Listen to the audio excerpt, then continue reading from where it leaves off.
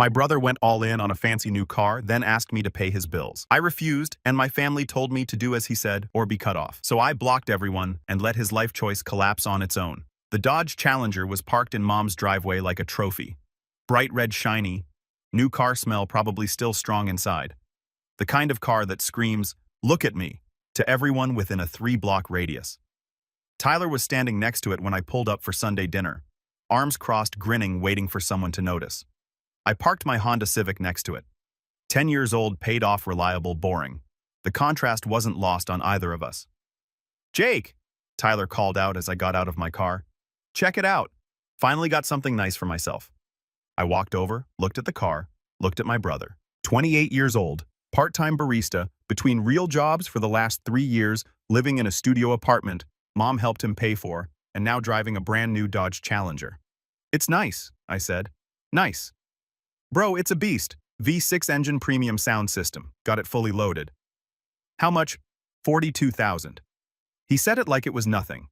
Like dropping 42 grand on a car was a casual Tuesday decision. "That's a lot." "Worth it though. I deserve nice things too, you know." There it was, that phrase. I deserve nice things too. Like I'd been hoarding all the nice things, like my modest 2-bedroom house and paid-off Civic were somehow depriving him of joy. "Where'd you get the money?" I asked, though I already knew. "Grandma's inheritance. Finally put it to good use." Grandma's inheritance. The $85,000 she'd left each of us when she died 2 years ago. I'd used mine for a down payment on my house, put the rest in savings, built something stable. Tyler had apparently decided a Challenger was a better investment. "The whole inheritance?" I asked. "Most of it, like 38 grand for the down payment. Rest went to other stuff. Electronics, new laptop.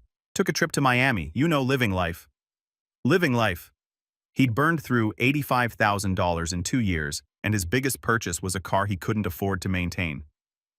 "Insurance on that must be brutal," I said. His smile flickered, just for a second. "It's manageable."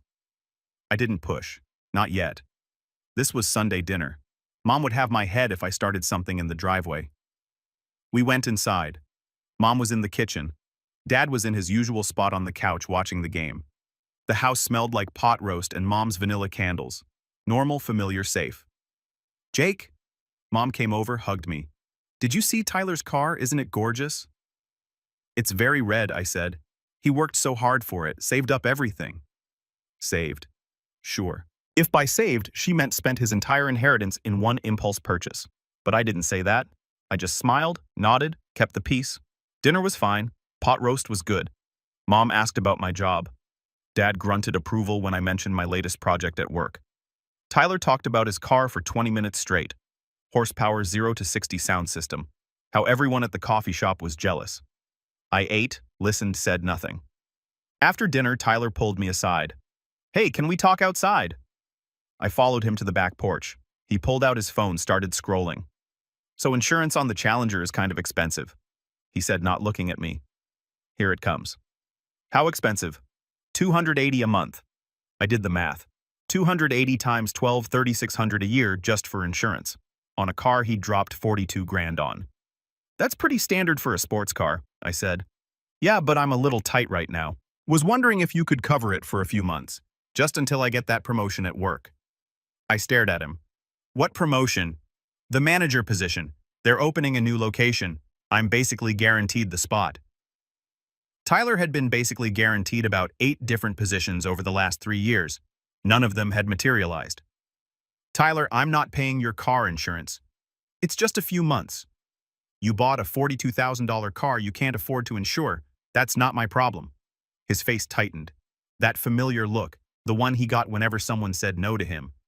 "Must be easy having money," he said. Bitter, accusatory, like my stability was a personal attack against him. "I have money because I didn't blow my inheritance on a car I can't afford." Oh, here we go. Responsible Jake. Perfect Jake. Jake who makes all the right choices. I'm not saying I'm perfect. You're saying you're better than me. I'm saying I made different choices, and those choices have consequences. So you're not going to help me? No, I'm not. He shook his head, bitter laugh. Family right. He walked back inside, left me standing on the porch. I stayed outside for a few minutes, breathing, trying to calm down. This wasn't new. This was the pattern. Tyler makes a bad decision. Tyler asks for money. I say no. Tyler gets angry. But usually, I caved. Usually, I loaned him money I'd never see again. Usually, I fixed it. Not this time. I went back inside, said goodbye to Mom and Dad, avoided Tyler, drove home. Got to my house around 8 p.m. Changed into comfortable clothes, made tea, sat on my couch. My phone buzzed. Mom. Text message. Not a call. Just one line. Help him or don't come for the holidays. I read it 3 times. Help him or don't come for the holidays. Not, can we talk about this? Not, what happened between you two? Not, are you okay? Just an ultimatum. Help your brother pay for the car he shouldn't have bought, or you're not welcome at Thanksgiving, at Christmas, at family gatherings. No context, no warmth, no attempt to understand, just a command. Like my role in the family wasn't son or brother, but sponsor. A TM. The responsible one who fixed everyone else's problems. I sat there holding my phone, staring at that message. Years of being the calm one, the helpful one, the one who bailed Tyler out, the one who never made waves. Rent payments when Tyler was between jobs. $8,000 over 2 years. Car insurance after his accident last year. $1,200. Credit card debt he'd racked up on emergencies.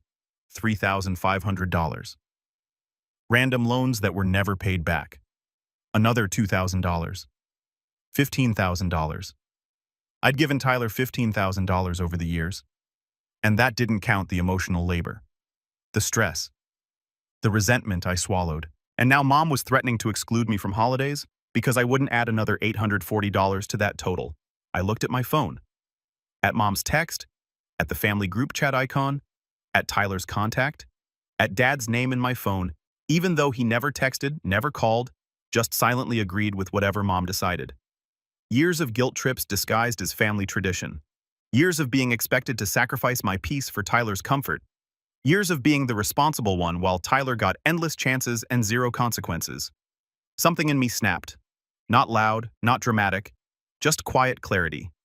I don't owe them my peace. I opened Mom's contact, scrolled down, clicked block this caller, then Tyler's block, then Dad's block, then the family group chat, leave block. One by one, clean, quiet, final. No yelling, no explanations, no dramatic speeches, just silence. I set my phone down, stared at it, waiting to feel guilty, waiting to feel scared, waiting to feel something. Instead, I felt calm. For the first time in years, calm. I made dinner, watched a movie, went to bed early, slept better than I had in months. I woke up at 7 a.m. to my phone vibrating off the nightstand. Not one notification, not 2. 52 missed calls. I picked up the phone, scrolled through the call log. Mom 18 calls, Tyler 22 calls, Dad 8 calls, Aunt Linda 4 calls. They'd started around 10 p.m. last night, right after I blocked them. The calls came in waves, every 20 minutes, then every 10, then constantly. I opened my messages. The voicemails, 27 voicemails. I played the first one. Mom. Jake, what is going on? Call me back right now. Second one, Tyler. Bro, seriously, you're ignoring me? Real mature. Third, Mom again. This is ridiculous. You're being childish. Call me. Fourth, Dad. First time I'd heard his voice in weeks. Son, call your mother. She's very upset. I scrolled through and the tone shifted. Anger to guilt to panic to manipulation. How dare you ignore your family? Family helps family, Jake. Always. Tyler might lose his car because of you. Grandma would be so ashamed of you right now. Fine. Fine. We're sorry. Now call us back and help your brother. Sorry. Not we were wrong. Not we shouldn't have given you an ultimatum. Just sorry as a transaction. An exchange for my compliance. Then I saw the texts. I hadn't blocked Tyler's number on iMessage, just phone calls. So his texts still came through. The most recent one sent at 6:47 a.m. A screenshot. His car insurance bill, $840 for 3 months. Due in 5 days. Below it. You seriously going to let me lose my car? I stared at that message. Let me lose my car. Not I made a mistake. Not I'll figure it out. Not I need to get a second job. Just blame. Just expectation. Just the assumption that his problems were mine to solve. I looked at my phone. At the 52 missed calls. At the voicemails full of guilt and anger and manipulation. At Tyler's message. At Mom's ultimatum still sitting in my blocked messages folder. And I realized something. For the first time in years, the noise wasn't inside my head. It was on their phones, and I didn't have to answer. I got up, made coffee, took a shower, got dressed for work. My phone kept buzzing, more calls, more messages getting through from people who weren't blocked yet. Aunt Linda, Jake honey, what's going on? Your mother is beside herself. Random cousin I hadn't talked to in 3 years, heard there's drama. You good, Uncle Mike? Don't know what happened, but maybe talk to your folks. The flying monkeys were activating, the family network rallying around Tyler and Mom. Because that's what they always did. Tyler messes up. Family pressures Jake. Jake fixes it. Everyone moves on until next time. But not this time. I silenced my phone, put it in my desk drawer, went to work. At lunch I checked it again. 34 new notifications, more calls, more texts, more voicemails. The messages were evolving, getting more desperate. Mom, please Jake, I don't understand why you're doing this. Tyler, I can't believe you'd throw me under the bus like this. Dad, your mother is crying, call her. Aunt Linda, I'm not taking sides, but family is family. I read through them all. Analytical, detached, like I was reading someone else's drama. And I noticed something. Not one person asked what happened. Not one person said, are you okay? Not one person questioned why I might block my entire family. They all just assumed I was wrong, that I was overreacting, that I needed to apologize and fix whatever I'd broken. Because in this family, I was always the one who fixed things. I was the responsible one, the calm one, the one who didn't make waves. And that meant I was the one who had to bend, apologize, pay up, make peace. Even when I wasn't the one who'd broken it. I put my phone back in the drawer, finished my workday. That evening, I got home and finally listened to all the voicemails. Mom's progression was almost impressive. Voicemail 1. Call me, now. Voicemail 4. I don't know what we did to deserve this. Voicemail 9. You're being selfish and cruel. Voicemail 14. Fine. Don't come for Thanksgiving. See if I care. Voicemail 18. Please, I'm begging you. Just help him this once. This once. Like the other $15,000 was ancient history. Like this was the first time she'd ever asked me to bail Tyler out. Tyler's voicemails were simpler. Anger. Entitlement. Confusion that I wasn't responding. What the heck, man? You're really going to do this? I thought you were better than this. Mom's crying because of you, because of me, not because of the ultimatum, not because Tyler bought a car he couldn't afford, because I wouldn't fix it. Dad's voicemails were the saddest.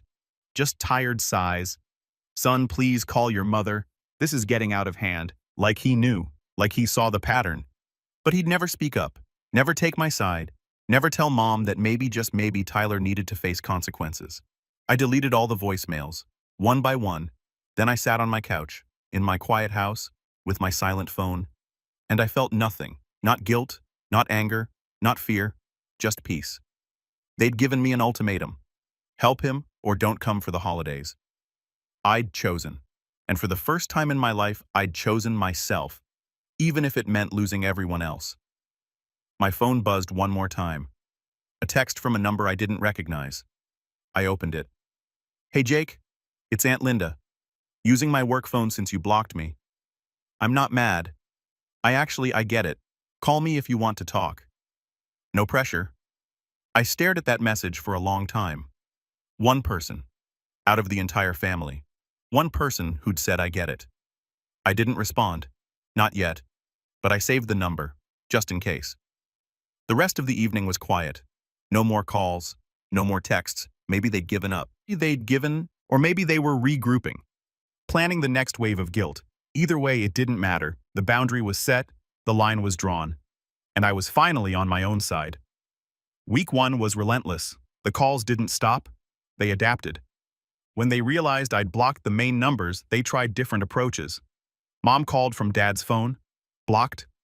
Tyler called from his girlfriend's phone, a number I didn't recognize. I answered once by mistake. Jake. Finally. I hung up. Blocked that number too. They tried email. My work email, which I'd never given Tyler but somehow he'd found. Subject, urgent, family emergency. I deleted it without reading. They tried social media, messages on Facebook, Instagram DMs, LinkedIn of all places. Tyler's girlfriend sent me a friend request with a message. Please just talk to him. I ignored all of it. The flying monkeys came next. Extended family who hadn't talked to me in months. Suddenly very concerned about my well-being, Cousin Jennifer.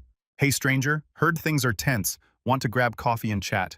Uncle Mike, your mom mentioned you're going through something. I'm here if you need to talk. Random aunt I'd met twice. Family is forever Jake. Don't let pride destroy that. Each message the same formula.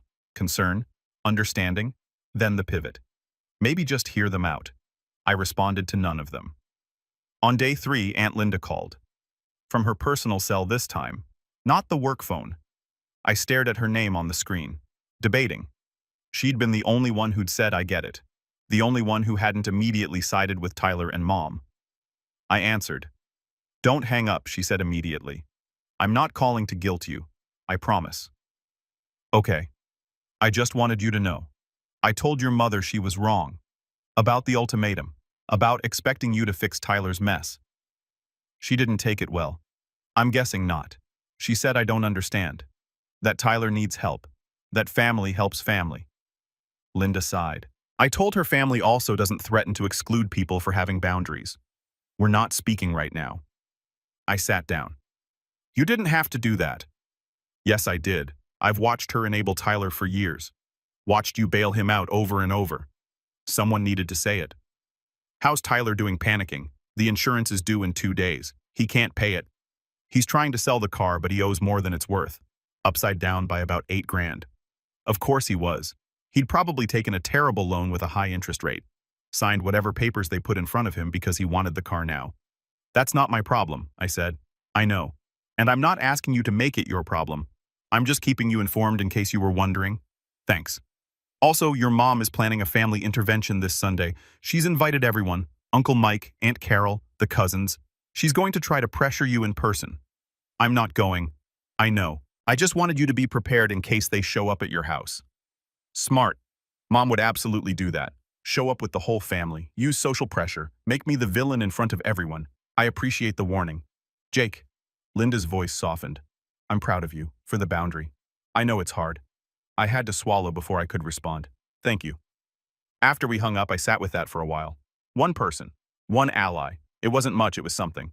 Day 5 Sunday. Intervention day. I didn't go to Mom's house, obviously, but I did get texts about it. From my cousin Sarah. Everyone's here asking about you. What should I tell them? From Uncle Mike. Your mom's really upset. Are you coming? From Mom herself from yet another number. We're all waiting for you. Please come. I turned off my phone, went to a movie alone, enjoyed 2 hours of not being the family problem. When I turned my phone back on, there were 16 new messages. I scrolled through them. The intervention had apparently happened without me. Cousin Sarah. That was awkward. Your mom cried, Tyler ranted, your dad said nothing. Classic. Uncle Mike. They're really worried about you, Jake. Random cousin. Dude, what did you do? Everyone's acting like you committed a crime. What did I do? I said no. I set a boundary. I stopped being the ATM. Apparently, that was worse than Tyler blowing $85,000 in 2 years. Day 7. 1 week since I blocked them. I woke up to a text from an unknown number. A photo. Tyler's Dodge Challenger. On a tow truck. Below it, hope you're happy. They repossessed it. I zoomed in on the photo. Yep, that was definitely his car. Being hauled away. I felt nothing. No guilt, no satisfaction. Just neutral observation. He'd bought a car he couldn't afford, couldn't pay the insurance. Probably missed the car payment too once he realized I wasn't going to bail him out. Natural consequences. Finally, I didn't respond to the photo. But I did get 17 more messages about it over the next hour. Tyler lost his car because of you. He has no way to get to work now. Are you proud of yourself? This is what family means to you. Each message assigning me responsibility for Tyler's choices. Not Tyler shouldn't have bought a $42,000 car on a barista salary. Not Tyler should have thought about insurance before signing the loan. Just Jake didn't fix it, therefore Jake is the villain. I blocked each new number as it came in. By week 2, the messages slowed. The calls became less frequent. They were giving up or regrouping. Hard to tell. I went to work, came home, lived my life. The quiet was strange at first, then comfortable, then necessary. I'd forgotten what it felt like to not be responsible for someone else's crisis. On day 12, Aunt Linda called again. Quick update, she said. Tyler moved back in with your parents. Couldn't afford his apartment without the car to get to work. He quit the coffee shop. Says he's looking for something closer. Okay. Your mom is struggling financially. She won't say it outright, but I can tell. Tyler's not contributing to household expenses. Your dad's pension only covers so much. I processed that. They're struggling because Tyler's living there rent-free. Yes. And they're still not asking him to get a job or contribute. No. Your mom says he needs time to get back on his feet. Back on his feet, Tyler had never been on his feet. He'd been propped up his entire adult life. That's their choice, I said. I know. I'm just... Linda paused. I'm telling you, because your mom will probably ask you for money soon. Not for Tyler directly. She'll say it's for groceries or utilities, something that sounds reasonable. And it'll actually be subsidizing Tyler. Yes. I'm not giving her money. Good. Don't. After we hung up, I thought about that. 10 years. I'd been bailing Tyler out for 10 years. It started small. $20 for gas, $50 for groceries, $100 when he was short on rent. Then it got bigger. $500 for car repairs, $200 for insurance, $3,500 for credit card debt. I'd never said no, never set a boundary, never let him face consequences. And Mom had encouraged it. That's what family does. He's struggling. You're doing so well, surely you can help. I'd enabled Tyler just as much as Mom had, maybe more, because I'd given him money without the lectures, without the conditions, just quiet rescue after quiet rescue. And he'd learned nothing, grown none, just kept making the same mistakes because someone always caught him. Well, not anymore. Week 3, Thanksgiving week. I got an email from Mom, from a new address I didn't recognize. She must have created it just to reach me. Subject, Thanksgiving. Jake. I know you're angry. I know you feel like we've wronged you. But it's Thanksgiving. Family comes together on Thanksgiving. Whatever our differences, we put them aside for one day. Your father and I are hosting as always. Dinner is at 3 p.m. Tyler will be here. Aunt Linda, Uncle Mike, the cousins. We would like you to be here too. Please think about it. Love, Mom. I read it twice. No apology. No acknowledgement of the ultimatum. No recognition that she'd threatened to exclude me if I didn't pay Tyler's insurance. Just, I know you feel like we've wronged you. As if my feelings were an overreaction. As if the wrong was imagined. And then, the manipulation. Family comes together on Thanksgiving. Translation. If you don't come, you're breaking tradition. You're the one tearing the family apart. I didn't respond. Instead, I called Aunt Linda. Are you going to Thanksgiving? I asked. Yes. Someone has to be there to witness the awkwardness. Also, your mom guilt-tripped me pretty hard. She emailed me, wants me to come. Are you going to know? Linda was quiet for a moment. Good. Don't. She hasn't learned anything yet. None of them have. Tyler's living rent-free, not working, and she's still making excuses for him. What about you? You're going, I'm going because I want to see your dad. He's caught in the middle of this and I feel bad for him. But I'm not going to pretend everything's fine. I already told your mom I'm on your side. How'd that go? She cried. Said I'm turning the family against her, that she's just trying to help her son. Linda sighed.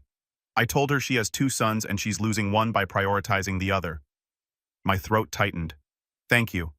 You're welcome. Now go make your own Thanksgiving plans. Do something nice for yourself. I did. I spent Thanksgiving alone. Ordered Chinese food, watched football. No drama, no guilt trips, no walking on eggshells. It was the most peaceful Thanksgiving I'd had in years. Around 6 p.m., my phone buzzed. A text from Aunt Linda. Dinner was tense. Tyler complained about his situation the whole time. Your mom kept sighing dramatically. Your dad looked miserable. Uncle Mike asked where you were. I said you were spending the holiday how you wanted. Your mom did not like that. I smiled. Texted back. Thanks for the update. Anytime. Also leftover pie if you want some. I'll drop it off tomorrow. The next day, Linda showed up with half a pumpkin pie. We sat in my kitchen, ate pie, talked. Your mom asked me to convince you to come to Christmas, Linda said. And I told her I'm not her messenger. If she wants you there, she can apologize and mean it. What did she say? She said she doesn't understand what she needs to apologize for. That she's been nothing but supportive. That you're the one who cut everyone off. I set down my fork. Supportive. Yep. Rewriting history in real time. Did anyone mention the ultimatum? The help him or don't come for holidays text? I did. She said you took it wrong, that she was just frustrated, that she didn't mean it literally. Of course. The classic non-apology. I didn't mean it. You misunderstood. You're too sensitive. What about Tyler? How's he doing? Linda's expression darkened. Not well. He's depressed, angry, blames you for everything, says you ruined his life. I ruined his life by not paying his insurance, by letting his car get repossessed, by not answering his calls. In his mind, you're the villain. Does he have a job yet? No. Says he's looking but nothing's hiring. Your mom believes him. Your dad? I think your dad knows it better but won't say it. I thought about Dad. Quiet, passive, never rocking the boat, never standing up to Mom, never defending me. Has Dad said anything about me? Linda hesitated. He asked about you at Thanksgiving, asked if I talked to you, if you were okay. And I told him you're fine. Better than fine, actually, that you seem lighter, happier. She looked at me. Was I right? I thought about it. The quiet, the peace, the absence of crisis. Yeah, I said. You were right. The next week I got a text from an unknown number. Jake, it's your dad using a friend's phone. Can we talk? I stared at it for a long time. Dad, who'd said nothing at Sunday dinner, who'd agreed with Mom's ultimatum by his silence, who'd watched me bail Tyler out for a decade and never once told Tyler to stand on his own. Part of me wanted to ignore it, keep the boundary clean, simple. But another part wondered. I called the number. Dad picked up on the first ring. Jake, thank you for calling. What do you want, Dad? Silence.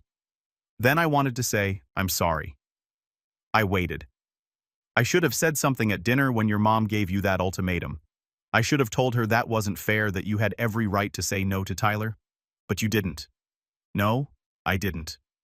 And I'm sorry. More silence. Your mom she has a blind spot with Tyler, always has. He's her baby. She can't see what she's doing to him, how she's keeping him dependent. And you can... Yes, I've seen it for years, but I chose peace over truth. I didn't want the fight, so you let her exclude me instead. Yes, his voice cracked. And I'm ashamed of that. I sat with that. Real apology, actual accountability. Tyler's not doing well, Dad continued. He's depressed, barely leaves his room. Your mom's trying to fix it, but she doesn't know how. She just keeps making excuses for him. That's not my problem to fix. I know. I'm not asking you to fix it. I wanted you to know that I see it. I see what we did, what we've been doing, and I'm sorry. Does Mom know you're calling me? No, she'd be furious. Then why are you calling? Long pause.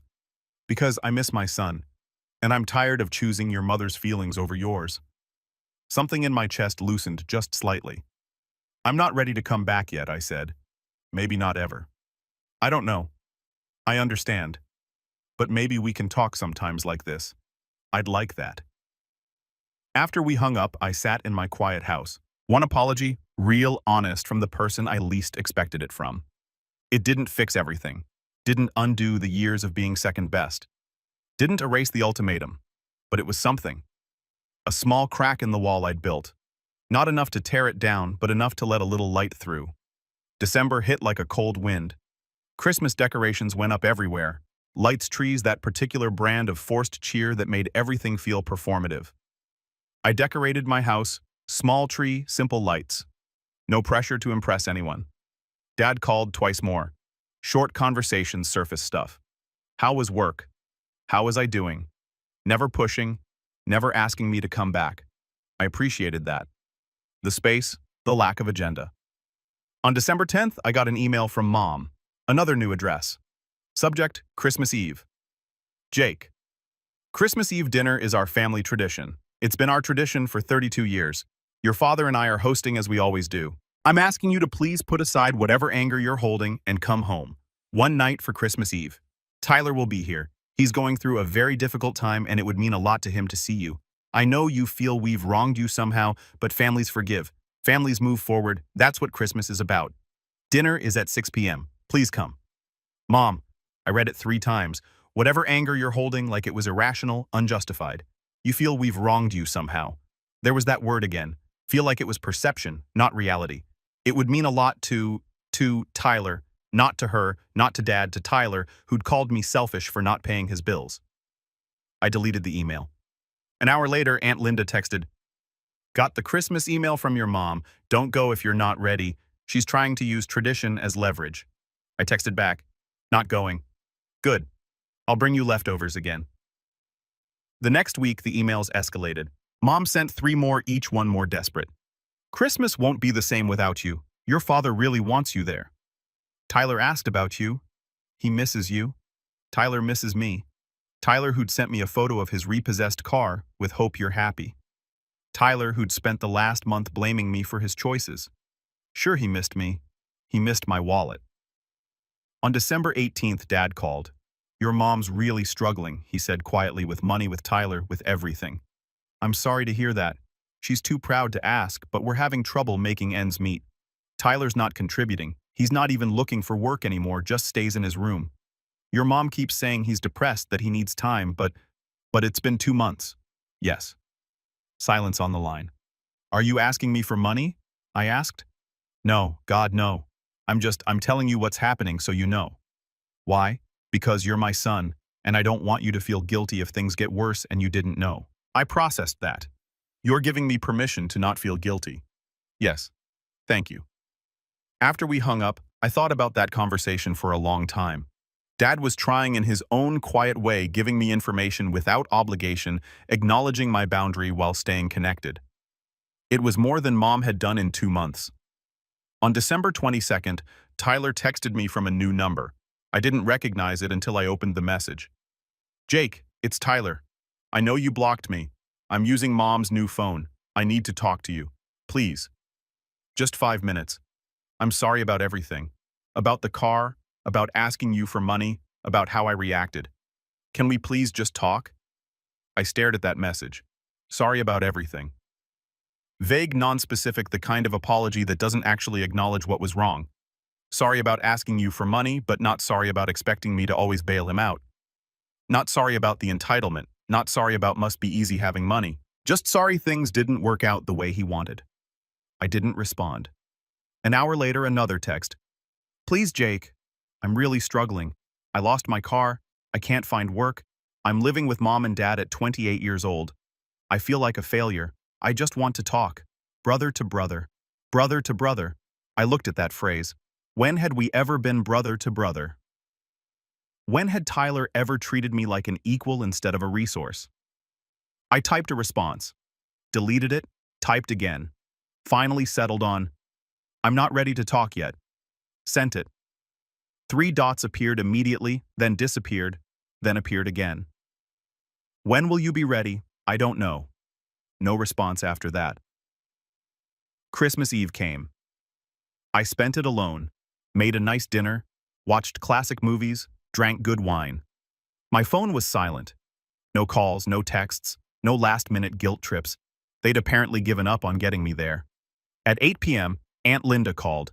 "How's your evening?" she asked. "Peaceful. Yours tense." "Tyler's sulking in his room. Your mom keeps sighing. Your dad's drinking more than usual. Uncle Mike asked about you 3 times. I told him you were having a lovely evening elsewhere. Thank you. Your mom tried to get me to call you to convince you to come over. I told her no. I appreciate that. She's not doing well, Jake. Financially or emotionally, Tyler's draining them and she can't see it, won't admit it. That's not my problem to fix."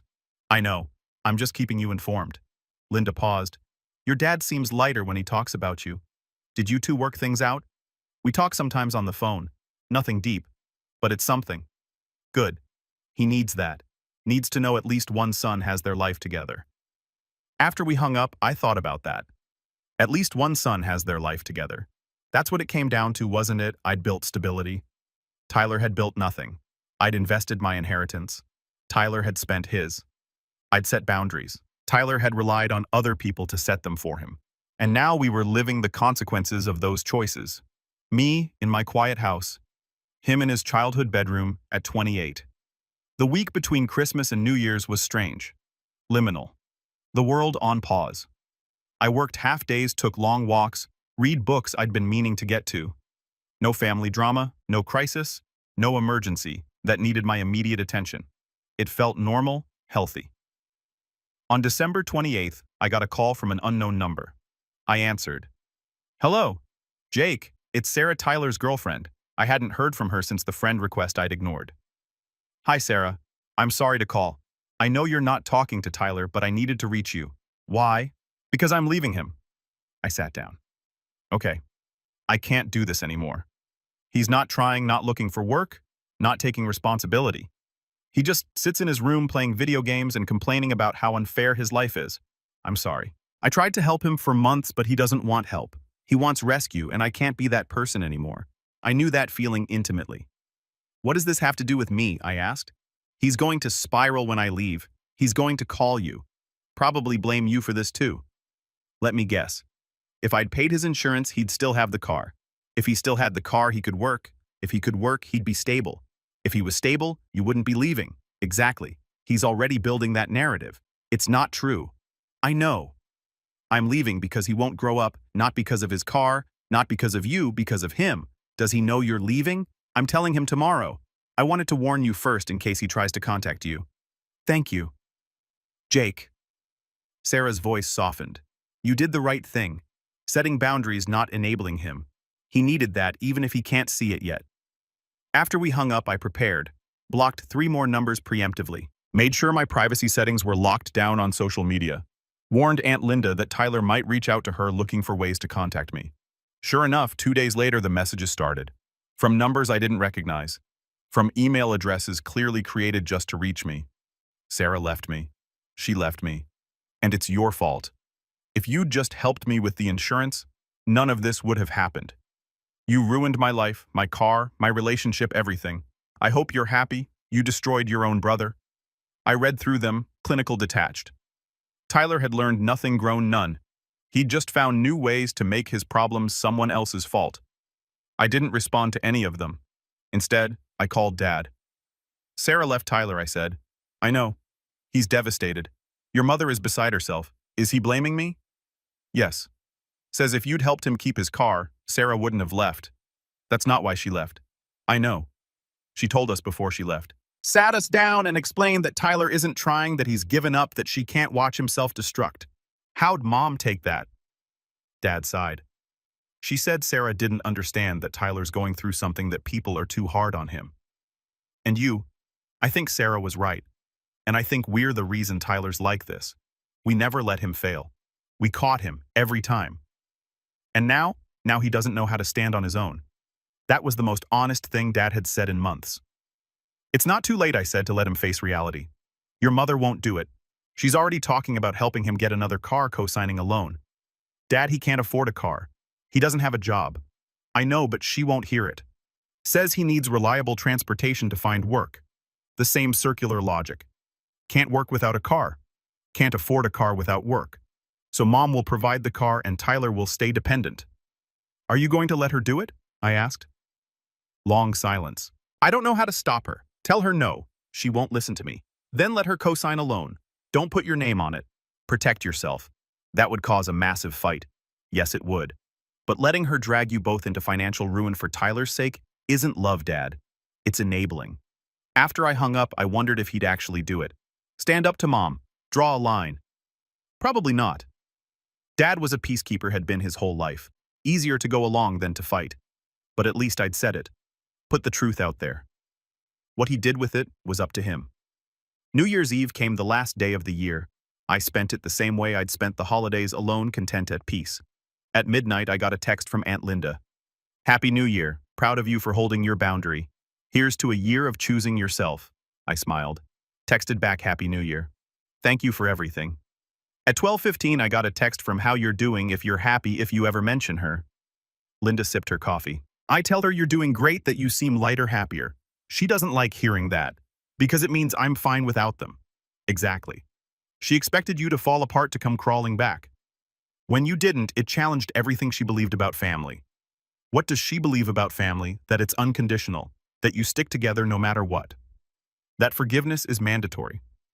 Linda looked at me. She doesn't understand that boundaries aren't betrayal. Has she changed at all, a little? Tyler's job helped. Forced her to see that he's capable when he has to be. But she still makes excuses, still babies him. And Tyler, angry, bitter, blames everyone but himself. But he's surviving, working, paying Mom and Dad a little rent now. Not much, but it's something. It was something. Small progress, not redemption, not transformation, just slightly less dependent. In June, I got an email from Mom. Subject, can we talk, Jake? I know you don't want to hear from me. I know you're angry, but I need to say something. I was wrong. Not about everything. I still think families should help each other. I still think you could have been more understanding with Tyler. But I was wrong to give you an ultimatum. Wrong to threaten to exclude you from holidays. Wrong to expect you to fix Tyler's problems. Your father has been talking to you. He told me about your conversations, about how you're doing well, about your promotion. I'm proud of you. I should have said that more. Well, about your promotion. I'm proud of you. I should have said that more. Should have celebrated your success instead of always focusing on Tyler's struggles. I don't expect you to forgive me. I don't expect you to come back, but I wanted you to know that I see it now. What I did, what I've been doing. I'm sorry. Mom, I read it 5 times. An apology, qualified, not perfect, but real. I still think families should help each other. She couldn't quite let go of the narrative. I still think you could have been more understanding, still defending her position slightly. But also I was wrong. I'm sorry. I'm proud of you. Words I hadn't heard from her in years, maybe ever. I sat with the email for 2 days before responding. Finally, I wrote back. Mom, thank you for the apology. I appreciate it. I'm not ready to come back to family dinners. I'm not ready to be around Tyler. But I'm willing to talk. Maybe coffee sometime. Just you and me. Let me know if you'd like that. Jake? She responded within an hour. Yes, please, whenever you're ready. We met 3 weeks later, a neutral coffee shop halfway between our houses. Mom looked older, tired, the stress of the past months showing in her face. We sat, ordered coffee, awkward silence. Thank you for meeting me, she said finally. You're welcome. You look good. Happy. I am. More silence. Your father told me about your promotion. That's wonderful. Thank you. She stirred her coffee, not drinking it, just stirring. I didn't handle things well. With Tyler, with you. I can see that now. What changed money, honestly? We couldn't keep supporting him. Your father finally put his foot down. Said we were going into debt for Tyler's choices. That had to stop. How'd Tyler react? Badly? At first, lots of yelling, lots of blame. But eventually, he got the warehouse job. Started paying a little rent. It's not much, but it's something. That's good. He's miserable. Hates the work. Hates living at home. Hates that his friends are moving forward and he's stuck. Those are consequences, Mom, of his choices. She nodded. Slowly. I know. Your father keeps saying that. I wanted to protect him. From struggle. From failure. From pain. You protected him from growth instead. She looked up. Tears in her eyes. Yes. I did. We sat with that truth between us. I don't know how to fix it, she said quietly. How to help him without enabling him. How to support him without rescuing him. You start by letting him struggle, letting him fail, letting him figure it out. What if he doesn't figure it out? Then that's his choice. His life, not yours to control. She wiped her eyes. I don't know how to do that. I'm his mother. You're also Dad's wife and your own person. You can't sacrifice everything for Tyler. I know. I don't know how to be different. Therapy might help. She laughed, bitter. Your father suggested that too. I'm considering it. That surprised me. Mom had always been anti-therapy. Airing dirty laundry to strangers, she called it. That's good, Mom. Really. We talked for another hour. Carefully, tentatively, not fixing everything, not erasing the hurt, but talking. Actually talking. When we stood to leave, she hugged me. I let her. Can we do this again? She asked. Coffee. Just us. Maybe in a few months. I'll take maybe. I drove home thinking about that conversation. About Mom's tears, her admission, her slow, painful growth. It wasn't redemption, wasn't a happy reunion, but it was movement in the right direction. In July, Dad called with news. Tyler's moving out, found a roommate, cheap apartment across town. He'll still be broke, but he'll be on his own. How do you feel about that? Relieved, honestly. Your mother's struggling with it, but I think it's good for him. Good for us. I agree. He asked about you last week, asked if we'd talked. What did you tell him? I told him yes. That you're doing well, that you're happy. He didn't like that. Of course not. He's still angry at you, Jake. Still blames you for a lot of his problems. I don't know if that will ever change. I'm okay with that. Are you, really? I thought about it. My brother, angry, bitter, blaming me for consequences that were entirely his own creation. Yeah, Dad, I really am. I can't control Tyler's narrative, can't make him see reality. All I can do is protect my peace, and I have. I'm proud of you for that. Thanks, Dad. In August, I got a message request on social media from Tyler. I stared at it for a long time before opening it. Jake. I'm moving out of Mom and Dad's place next week, getting my own apartment, well, sharing with a roommate. But it's a start. I know we're not talking. I know you're still mad at me. I'm still pretty mad at you too, if I'm honest. But I wanted you to know I get it now. A little bit. Why you said no. Why you stopped helping. I was a mess. Still kind of am, but I'm trying. Working. Paying my own bills. Learning what rent actually costs. What insurance costs. What life costs. It sucks. But it's mine. I'm not asking you to forgive me. Not asking to be brothers again. Just wanted you to know that I'm trying. Tyler. I read it 3 times. Not a perfect apology. Still some blame in there. Still some resentment. But also growth, awareness, accountability. I'm trying. It sucks. But it's mine. That was more than Tyler had given me in 10 years. I typed a response, deleted it. Typed again, finally settled on, good luck with the apartment, proud of you for trying. Short, neutral, not opening the door wide, but cracking it slightly. He responded immediately. Thanks. One word, but it felt like enough. September came, a year since I'd blocked everyone, since I'd set the boundary that changed everything. I sat on my porch with coffee, thinking about the past 12 months. Tyler had lost his car, his girlfriend, his pride, but gained a job, an apartment, the beginnings of independence. Mom had lost her narrative, her control, her comfortable enabling pattern, but gained awareness, therapy, the start of healthier dynamics. Dad had lost his peace at all costs approach, but gained a voice, a spine, respect for himself, and me. I'd lost the family I'd known, the Sunday dinners, the illusion that being helpful meant being valued. But I'd gained so much more. Peace, boundaries, self-respect. The knowledge that I didn't have to set myself on fire to keep others warm. My phone buzzed. Aunt Linda. Coffee this week, I have gossip about your mother's therapy sessions. I smiled, texted back, absolutely. Life wasn't perfect, the family wasn't healed, Tyler was still Tyler, Mom was still Mom. But the noise wasn't in my head anymore. It was on their phones, in their lives, in their consequences. And I didn't have to answer.